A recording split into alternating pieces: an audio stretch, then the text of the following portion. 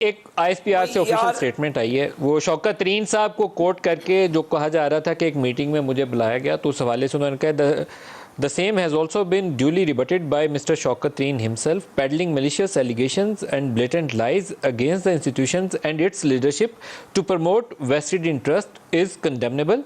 An institution deserves the right to take legal action against those involved.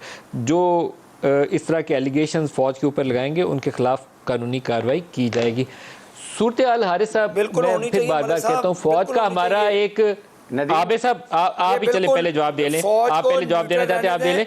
मेरी बात सुन लें, फौज को न्यूट्रल रहने दें। मैं यही मलिक साहब कह रहा हूँ, मैं यही कह रहा हूँ कि दुश्मनों के काम पीटीआई ना करे, फौज को मिलाइन ना करे, अदारों को बीच में ना घसीटे, सुप्रीम कोर्ट को बार बार ना दरख्वास्त करें कि आप इंटरवीन करें, खुदारा आप पॉलिटिकल तरीके से हमारा मुकाबला करें, पॉलिटिक्स करें। आप कभी फौज को कहते हैं जी आके रेस्क्यू कर लें, कभी आप अदालतों में चले जाते हैं। मैं आपको फिर बार कह रहा हूँ कि मलिक साहब ये मुल्क के साथ सालमियत के साथ खेल रहे हैं, ये अदारों की सालमियत के साथ खेल रहे हैं।